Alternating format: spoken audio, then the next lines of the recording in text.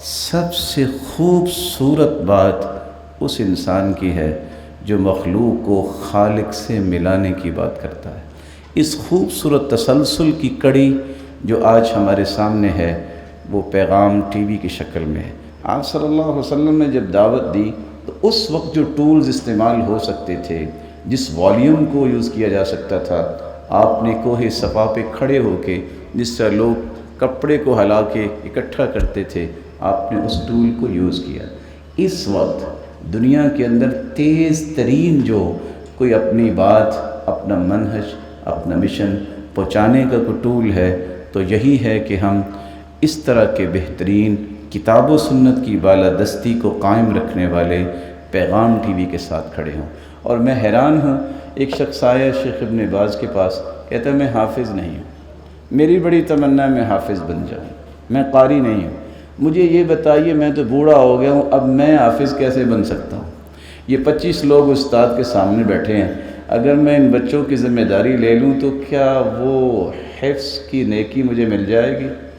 شیخ ابن باز سوچ کے کہتے ہیں من دل علی خیر فلہ اجر مثل فاعلہ، جو سبب بنتا ہے نیکی کا اللہ اس کو بھی اتنی ہی نیکی دیتے ہیں جو نیکیاں کرنے والوں کو نصیب ہوگی۔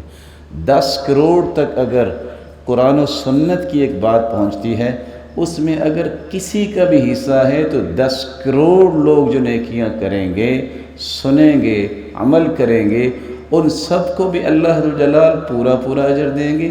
لیکن جو سبب بننے والے ہیں لا ينقص ذلك من اجورهم شيئا، اللہ ان سب کے برابر ان کو اجر دیں گے جو سبب بننے والے ہیں۔ تو کیا آپ سب لوگ تیار ہیں کس نیکی کا سبب بنے؟ کون کون تیار ہے؟ ایک مرتبہ ہاتھ کھڑا کرے۔ اللہ ہم سب کو اس کے لیے استعمال فرمائے۔ اور یہ جو نیکی کا تسلسل ہے، کاروان دعوت اور ابلاغ و تبلیغ کا یہ خوبصورت سلسلہ ہے، اللہ تعالیٰ اس کو قائم و دائم رکھے۔ اور حضرت الامیر رحمہ اللہ کے لیے جس طرح یہ صدقہ جاریہ ہے، وہاں حضرت الامیر حفظہ اللہ کے لیے بھی صدقہ جاریہ ہے۔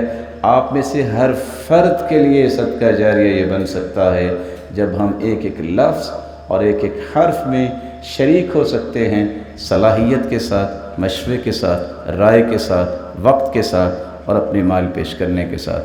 اللہ ذوالجلال مبلغ اعظم، داعی اول، معلم اول اور مربی اول محمد مصطفیٰ کا ساتھ قیامت کو نصیب فرمائے اور اپنے دیدار کا مستحق بنائے۔